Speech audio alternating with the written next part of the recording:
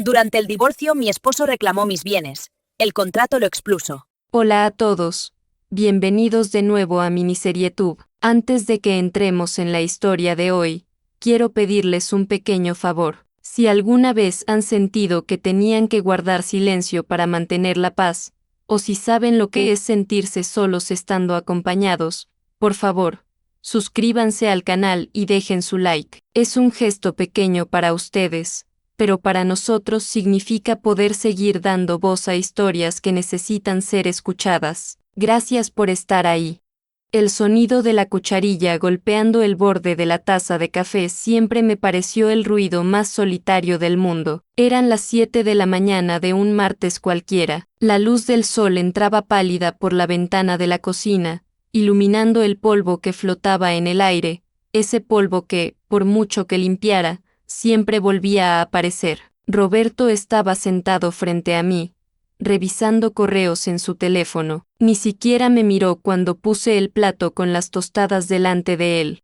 Simplemente movió la mano, un gesto automático, casi molesto, para apartar el plato unos centímetros porque le estorbaba para apoyar los codos. El fin de semana vienen mis padres, dijo sin levantar la vista. Asegúrate de que el cuarto de huéspedes esté listo, y compra ese vino que le gusta a mi papá, el que compramos la última vez, pero no el barato, el reserva. Asentí, aunque él no me estaba viendo. Claro, murmuré, lo anoto, y por favor, Clara, que la casa esté presentable.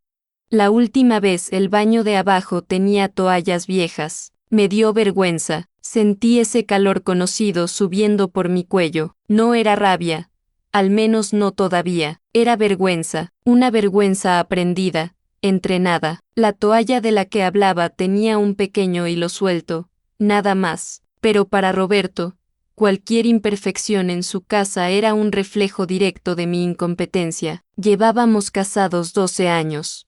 Al principio, la dinámica parecía equilibrada, o tal vez yo estaba demasiado enamorada para ver las grietas. Yo trabajaba en una pequeña editorial, un trabajo que amaba pero que no pagaba mucho. Él era consultor financiero, ambicioso, ruidoso, de los que llenan una habitación solo con entrar. Con los años, mi voz se fue haciendo más baja y la suya más alta. Cuando nació nuestro hijo, Lucas, que ahora tiene 10 años, tomamos la decisión lógica. Roberto ganaba el triple que yo.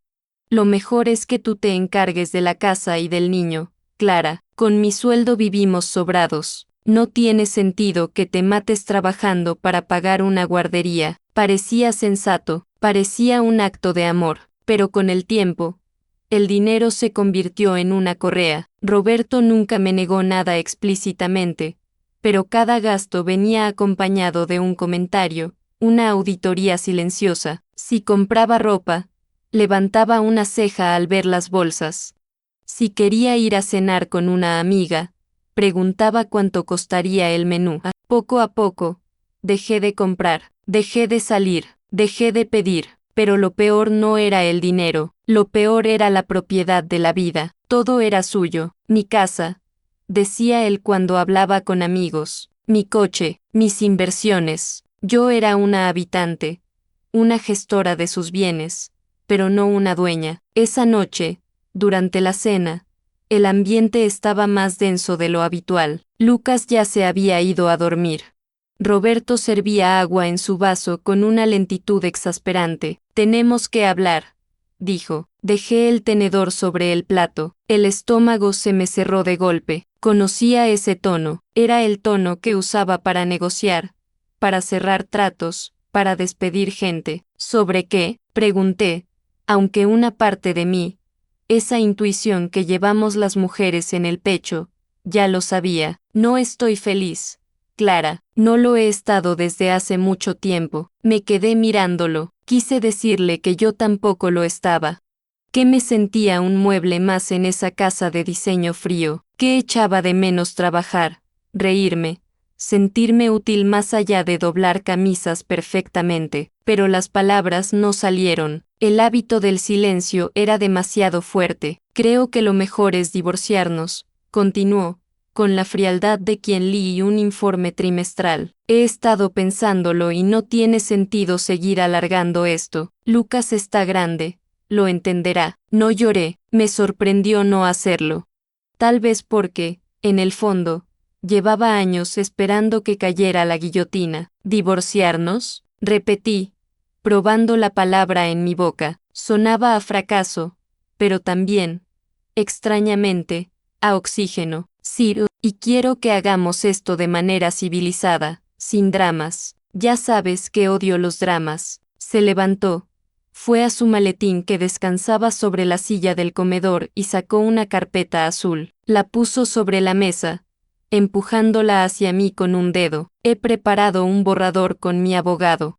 Es generoso, Clara, más de lo que te correspondería legalmente, considerando que no has aportado dinero a la casa en la última década. Abrí la carpeta, las letras bailaban ante mis ojos, pero algunas frases saltaban como cuchillos. Custodia compartida, pensión compensatoria mínima por tiempo limitado, liquidación de la sociedad de gananciales. La casa, por supuesto, se queda a mi nombre, dijo él, volviendo a sentarse y cortando un trozo de carne. La compré yo, la pago yo.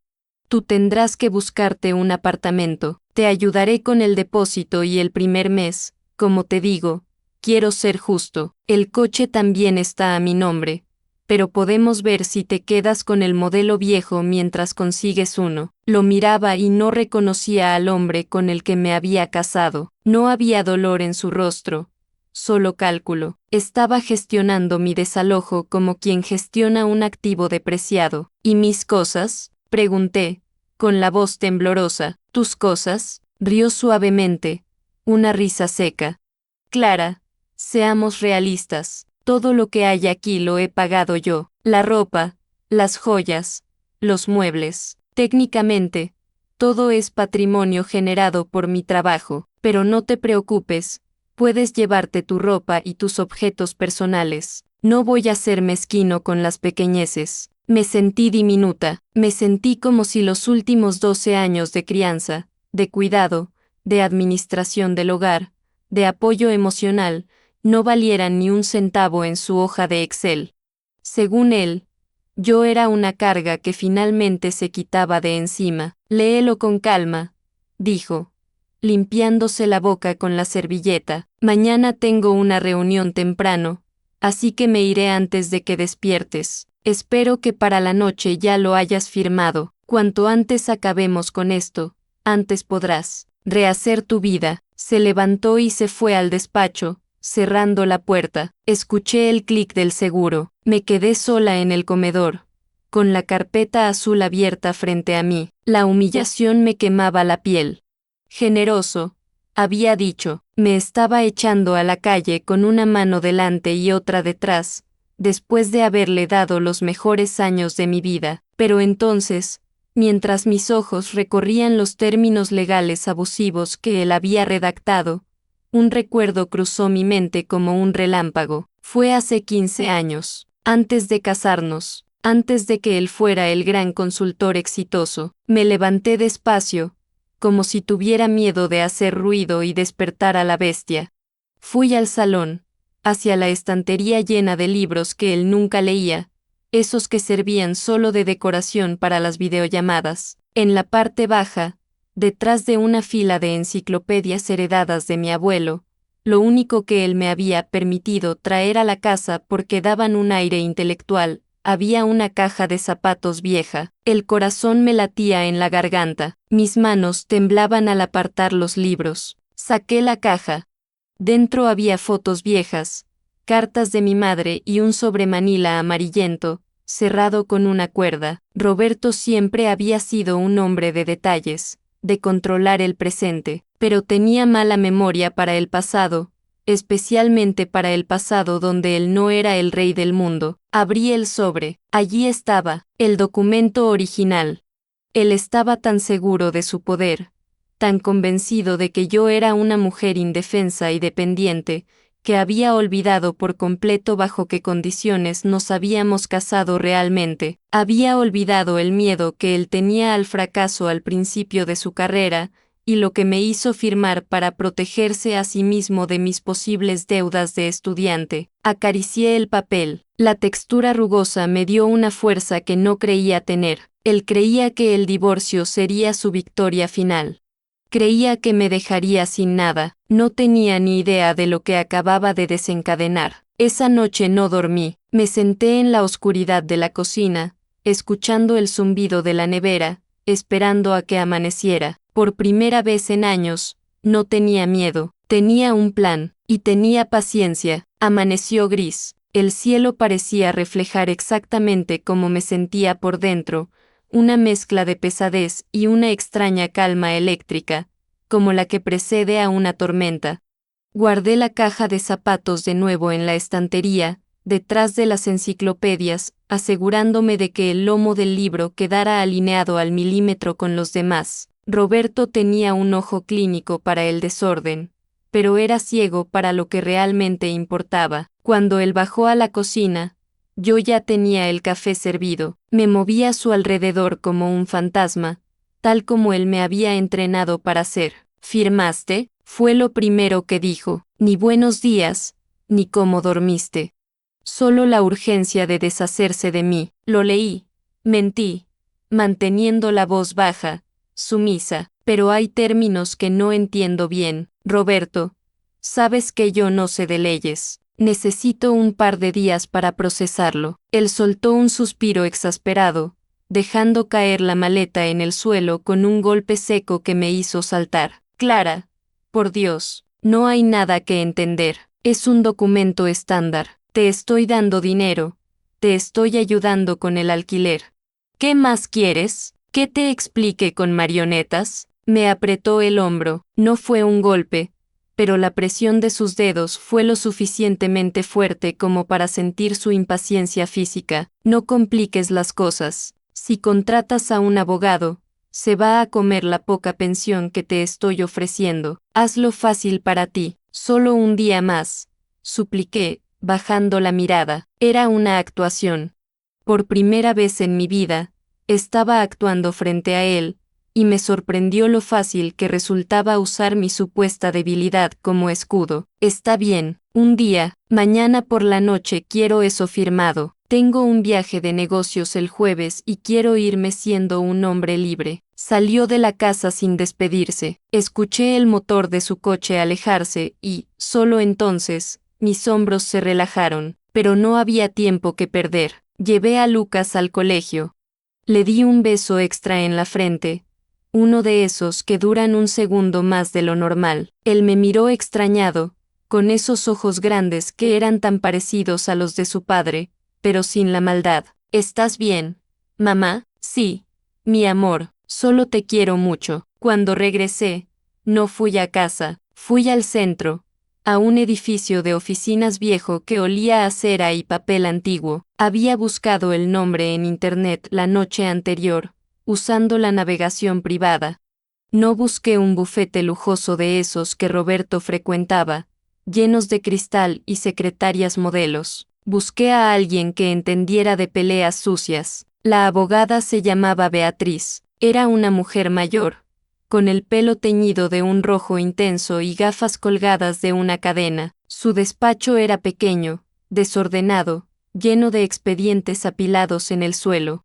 Me sentí fuera de lugar con mi abrigo beige y mi bolso de marca regalo de Roberto para una cena de empresa hace 3 años, la última vez que me exhibió. Si vienes buscando una mediación amistosa y rápida, te has equivocado de puerta, querida, dijo Beatriz sin levantar la vista de unos papeles. Me senté en la silla de madera frente a ella, saqué el sobre manila de mi bolso. Mis manos volvieron a temblar. No quiero una mediación. Mi esposo quiere divorciarse. Dice que todo es suyo. Dice que yo no he aportado nada en 12 años. Beatriz me miró por encima de sus gafas. Vio mi postura encogida, mis manos nerviosas. Había visto a 100 mujeres como yo. Déjame adivinar. Él hizo el dinero. Tú hiciste el hogar. Ahora él dice que el hogar no vale nada y el dinero lo es todo. Asentí, sintiendo un nudo en la garganta. Él me dio un convenio para firmar. Me ofrece una miseria, pero, encontré esto. Deslicé el documento viejo sobre el escritorio. Beatriz lo tomó con escepticismo. Lo abrió. Al principio su expresión era de aburrimiento, pero a medida que leía, sus cejas se fueron levantando. Se detuvo en la segunda página, luego fue a la última, donde estaban las firmas, la mía, con mi letra de estudiante universitaria, y la de Roberto, grande y pomposa. ¿Tu esposo sabe que tienes esto?, preguntó Beatriz. Su voz ahora tenía un filo de acero. No, creo que lo ha olvidado. Fue hace 15 años. Él estaba empezando su primera empresa.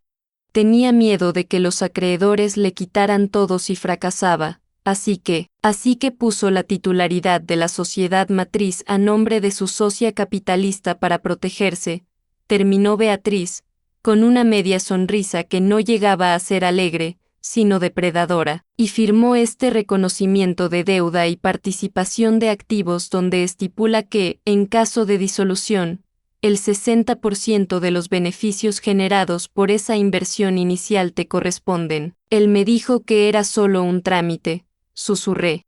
Que era para engañar al sistema, para protegernos. Luego la empresa creció, cambió de nombre, se fusionó, y él empezó a actuar como si todo fuera suyo. Yo nunca pregunté, confiaba en él. Beatriz cerró la carpeta y me miró fijamente. Escúchame bien, Clara, esto no es solo un papel, esto es una bomba nuclear. Si lo que dice aquí es válido, y parece que lo es, tú no eres una mantenida a la que él puede despachar con una propina. Tú eres la dueña mayoritaria de la estructura sobre la que él construyó su imperio. Sentí que me faltaba el aire. Él me va a odiar, ya te desprecia, Clara, dijo ella con una crudeza que me dolió más que cualquier grito. El odio es mejor que el desprecio. El odio significa que te respeta como amenaza. Ahora mismo, para él, eres un mueble. Salí del despacho de Beatriz con instrucciones precisas. No firmes nada, no digas nada, sigue siendo la esposa tonta un día más. Necesito 48 horas para rastrear la estructura actual de sus empresas y ver cómo este contrato encaja en su ingeniería financiera de hoy. Si se entera antes, destruirá pruebas o vaciará cuentas. El regreso a casa fue surrealista. Caminé por las mismas calles, entré en la misma cocina impoluta, pero todo se veía diferente. Los muebles ya no me parecían prestados. De repente, me pregunté cuánto de ese sofá de cuero italiano había pagado yo sin saberlo. Roberto llegó tarde esa noche. Venía de buen humor. Probablemente había cerrado algún trato importante o su amante le había dado buenas noticias. Sí, sabía que había alguien más. Nunca lo confirmé, nunca busqué mensajes, pero el olor a perfume ajeno en sus camisas y la frialdad en la cama eran pruebas suficientes. Antes me dolía. Esa noche, me dio igual. ¿Y bien?, preguntó mientras se aflojaba la corbata. ¿Ya dejaste de darle vueltas y firmaste? Estaba en la cocina, cortando verduras para la cena. El cuchillo golpeaba la tabla de madera con un ritmo constante. Toc, toc, toc. Todavía no, dije suavemente. El ambiente cambió en un segundo. La temperatura de la habitación pareció bajar 10 grados. Roberto entró en la cocina y se paró detrás de mí. Sentí su presencia invasiva, esa forma que tenía de ocupar todo el espacio. Clara, estás agotando mi paciencia. Te dije que mañana me voy de viaje. No quiero dejar cabos sueltos. ¿Qué parte no entiendes? ¿Necesitas que te lea las cláusulas en voz alta? Me giré despacio, con el cuchillo aún en la mano. No era una amenaza, pero él dio un paso atrás instintivo. No es eso, Roberto, es que, me da miedo. ¿Miedo de qué? De equivocarme, de no tener dónde ir. La casa, Lucas, él resopló, pasando una mano por su cabello perfecto. Ya te dije que te ayudaré al principio. No seas dramática. Estás actuando como una niña indefensa y, francamente, es patético. Tienes casi 40 años. Clara, madura, firma el maldito papel y deja de hacerte la víctima. Sus palabras fueron como ácido. Patética, niña indefensa. Hubo un tiempo en que esas palabras me habrían hecho llorar y correr a firmar solo para complacerlo, para que dejara de mirarme con asco. Pero esa noche, con el secreto del contrato ardiendo en mi mente, sus insultos tuvieron el efecto contrario. Me dieron claridad. Está bien, dije, bajando la cabeza para ocultar mis ojos. Lo haré, solo. Déjame cenar tranquila con Lucas hoy. Mañana por la mañana tendrás el papel en tu despacho. Él sonrió, victorioso, esa sonrisa de suficiencia que ponía cuando lograba que un cliente aceptara sus condiciones. ¿Ves? No era tan difícil. Mañana a primera hora, no me falles, Clara, o la oferta generosa desaparece y te vas a la calle sin nada. Se dio la vuelta y se fue al salón a ver las noticias. Me quedé allí, agarrando el borde de la encimera hasta que mis nudillos se pusieron blancos. Te vas a la calle sin nada, había dicho. Pobre Roberto, estaba tan ocupado mirándose al espejo que no se daba cuenta de que el reflejo detrás de él estaba a punto de romperse en 1000 pedazos. Esa noche, mientras él roncaba, me levanté, no para llorar, sino para trabajar. Beatriz me había pedido que buscara cualquier correspondencia bancaria reciente que llegara a casa. Roberto era descuidado con el correo físico porque creía que yo era demasiado estúpida para entender un extracto bancario.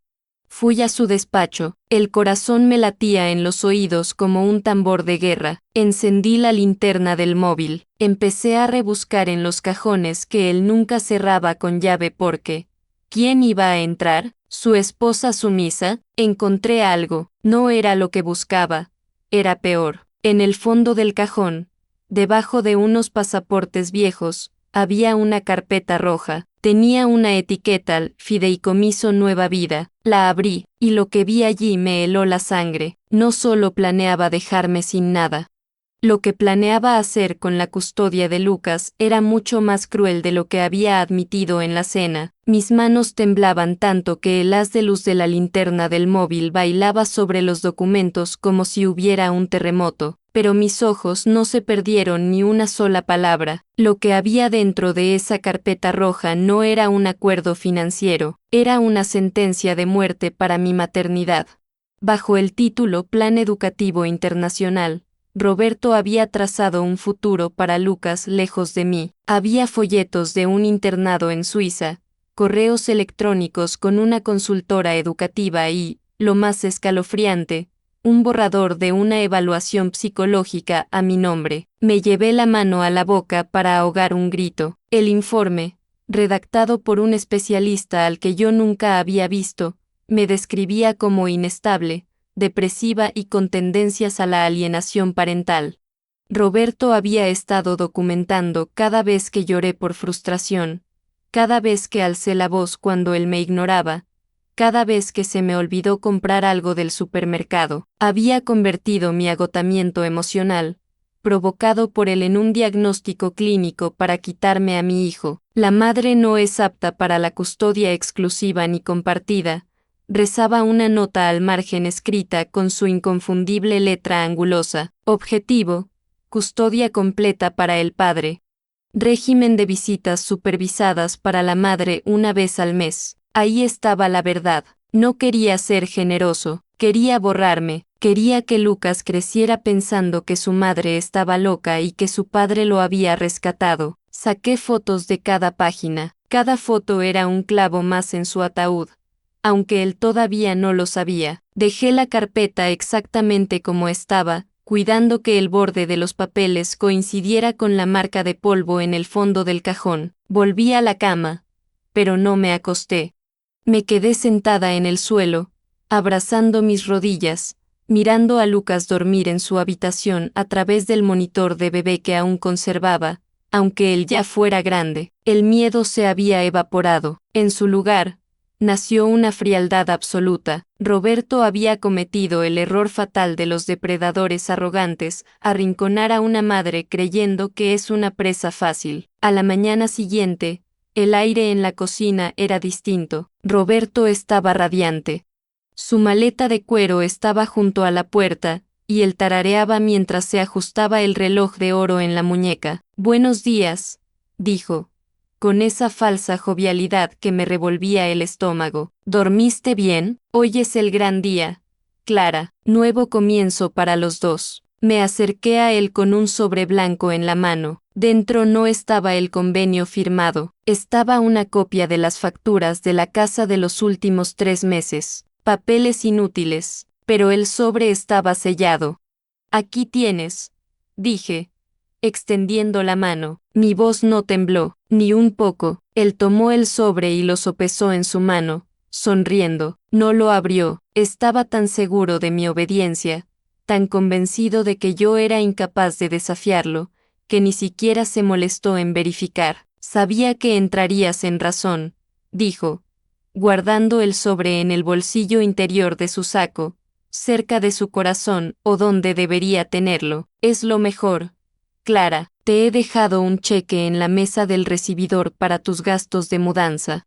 Es generoso, no lo desperdicies». Se inclinó para darme un beso en la mejilla, pero yo me giré sutilmente fingiendo buscar algo en la encimera, así que sus labios solo rozaron el aire. «Que tengas buen viaje, Roberto». «Lo tendré. Nos vemos el lunes. Para entonces, quiero que hayas empezado a empacar tus cosas personales». Salió por la puerta. Escuché el motor arrancar y alejarse. Esperé 5 minutos. 10.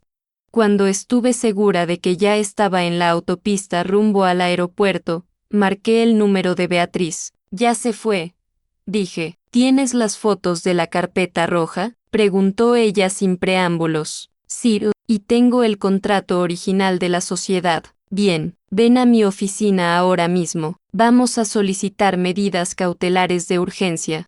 Con la prueba de que él planea sustraer al menor del país y el contrato que demuestra que él ha ocultado bienes gananciales que en realidad te pertenecen como socia mayoritaria. Clara, vamos a congelar su mundo mientras él está en el aire». Las siguientes 48 horas fueron un torbellino silencioso, mientras Roberto volaba en primera clase hacia su reunión, creyendo que era un hombre libre y soltero.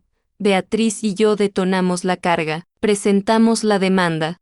El contrato de hace 15 años era claro, yo era dueña del 60% de la sociedad matriz sobre la que colgaban todos sus activos, la casa, las cuentas, los coches. Legalmente, él había estado administrando mi patrimonio, y al intentar ocultarlo en el divorcio, había cometido fraude procesal.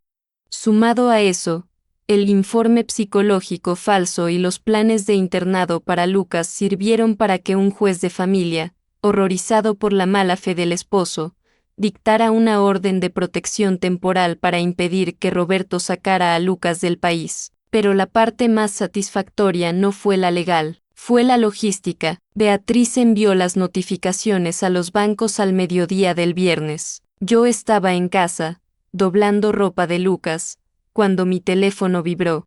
Era una notificación del banco compartido, la cuenta de gastos domésticos a la que él me transfería la miseria que me permitía gastar. Saldo actualizado, bloqueado por orden judicial. Sabía lo que eso significaba. Significaba que todas las cuentas estaban congeladas. Las suyas, las mías, las de la empresa. Miré el reloj.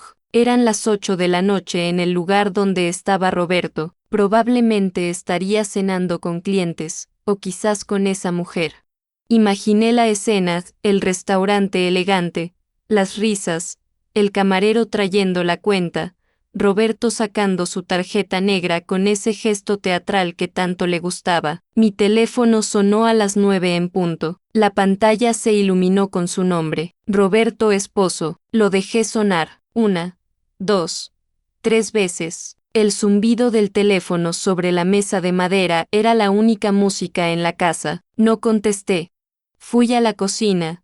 Me serví una copa de ese vino reserva que él me había pedido comprar para su padre, y me senté en su sillón favorito. El cuero crujió bajo mi peso. El teléfono dejó de sonar y un minuto después llegó un mensaje de texto. «Clara, ¿qué pasa con las tarjetas? Me las están rechazando todas». Llama al banco ahora mismo. Deben haber cometido un error con tus gastos. Responde. Tomé un sorbo de vino. Estaba delicioso. Otro mensaje entró. Este ya no era de confusión, sino de pánico incipiente. Clara, en serio, estoy en una cena importante. No pasan ni las corporativas. ¿Qué hiciste? Contesta el maldito teléfono. Sonreí. No era una sonrisa de felicidad.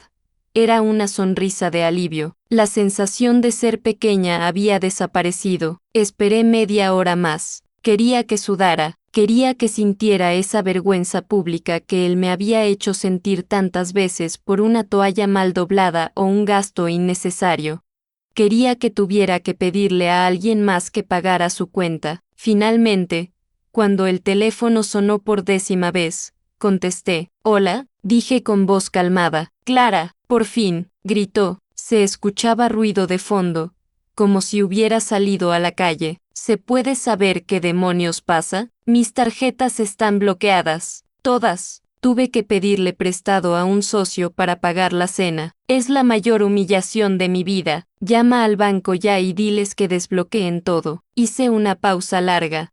Disfruté del silencio. Escuché su respiración agitada al otro lado de la línea, a miles de kilómetros de distancia. No puedo hacer eso, Roberto, dije suavemente. ¿Cómo que no puedes? Eres la titular de la cuenta secundaria. Seguro hiciste alguna estupidez y activaste una alerta de fraude. Arréglalo. No es una alerta de fraude, Roberto. Es una orden judicial. Hubo un silencio sepulcral al otro lado. El ruido del tráfico de fondo pareció detenerse.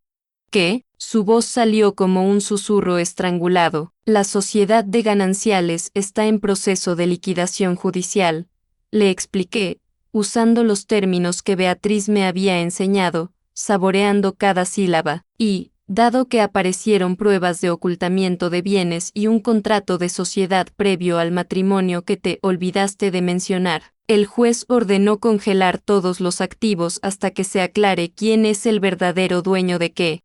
¿De qué estás hablando?, rugió, aunque noté el temblor en su voz. ¿Qué contrato? Tú firmaste el divorcio. Tengo el sobre aquí. Abre el sobre, Roberto. Escuché el sonido del papel rasgándose con violencia. Hubo una pausa de unos 10 segundos. Imaginé su cara al ver las facturas de la luz y el agua. ¿Qué es esto?, preguntó, confundido. Es la realidad, Roberto. La realidad es que no firmé nada, y la realidad es que encontré la caja de zapatos. ¿Te acuerdas de la caja de zapatos detrás de las enciclopedias? Esa donde guardabas tu pasado. Tú no puedes, tartamudeó. El gran consultor, el hombre de las palabras afiladas, se había quedado mudo. Y Roberto, añadí, bajando el tono a un susurro íntimo, sé lo del internado en Suiza, sé lo del informe psicológico falso. Beatriz dice que eso se llama conspiración y violencia vicaria, así que no te preocupes por Lucas. Él se queda conmigo, en mi casa. Voy a volver ahora mismo, gritó, desesperado. Te voy a destruir. Clara, no sabes con quién te estás metiendo. Sí, lo sé, respondí. Me estoy metiendo con mi empleado, porque según ese contrato del 2008, técnicamente, tú trabajas para mí. Colgué, apagué el teléfono, terminé mi copa de vino, pero la historia no terminó ahí. Roberto no era un hombre que aceptara la derrota. Su regreso fue mucho más violento y desesperado de lo que imaginé, y lo que descubrí cuando intentó entrar a la casa esa madrugada cambió todo lo que creía saber sobre el hombre con el que había dormido durante 12 años. Eran las 3:15 de la madrugada cuando los faros de su coche barrieron las cortinas del salón. Yo estaba despierta, sentada en la oscuridad, con una taza de té que ya se había enfriado entre las manos. No había encendido las luces. La casa estaba en silencio, un silencio denso y protector que pronto se rompería. Había cambiado la cerradura esa misma tarde. El cerrajero, un hombre amable y de pocas palabras, me había mirado con compasión al ver mis ojos hinchados, pero no preguntó nada. Solo hizo su trabajo y me entregó un juego de llaves nuevas que pesaban más de lo normal en mi bolsillo. Eran el peso de mi seguridad. Escuché sus pasos apresurados en el camino de entrada. No eran los pasos firmes y arrogantes del ejecutivo que salió por la mañana. Eran pasos erráticos, tropezando. Luego, el sonido metálico de su llave intentando entrar en la cerradura. Una vez, 2 veces. Un forcejeo inútil. Clara, su grito fue ahogado por la madera maciza de la puerta. Sé que estás ahí. Abre esta maldita puerta. Me acerqué al recibidor, pero no quité la cadena de seguridad ni giré el pestillo. Me quedé al otro lado, apoyando la frente contra la puerta fría.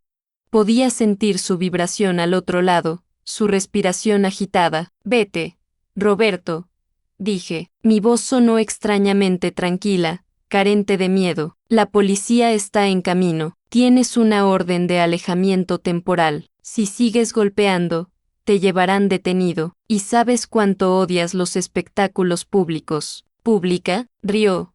Una risa histérica, rota. Tú has hecho esto público. Me has arruinado.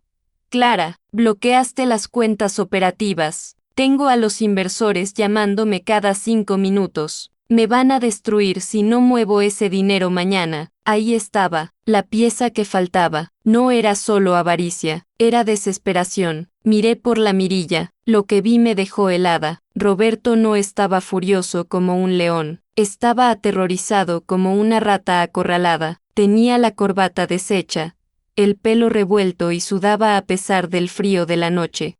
Abre, por favor. Su tono cambió de la amenaza a la súplica en un segundo, una manipulación tan burda que me dio náuseas. Clara, cariño, escúchame, podemos arreglarlo, te daré lo que quieras, el 60%, el 70%, pero desbloquea las cuentas. Necesito hacer una transferencia a Singapur antes de que amanezca o todo se acaba. ¿Todo se acaba para quién? ¿Roberto? ¿Para nosotros o para ti? Para todos. Golpeó la puerta con el puño, ya sin fuerza.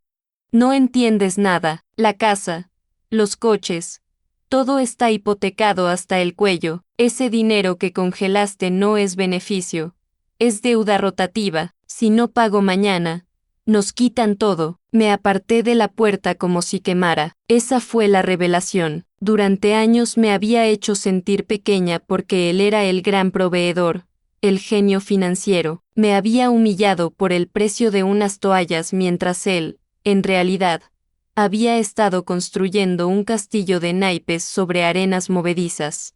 No me estaba echando de casa porque ya no me amara, que tampoco lo hacía. Me estaba echando para liquidar la sociedad conyugal, vender los activos limpios bajo la excusa del divorcio y usar mi parte del dinero para tapar sus agujeros financieros antes de que yo me diera cuenta. Quería robarme para salvarse él, y quería quitarme a Lucas para mantener la fachada de hombre respetable ante sus acreedores. Las luces azules y rojas de la patrulla iluminaron la calle silenciosa, rebotando en las paredes del recibidor. Vi por la mirilla como 2 agentes se acercaban. Roberto se giró, levantando las manos, pero no con dignidad, sino con la derrota absoluta de quien sabe que el juego ha terminado. Los vecinos comenzaron a encender las luces de sus porches. La señora García, la del número 4, se asomó en bata. Roberto vio a los vecinos mirando.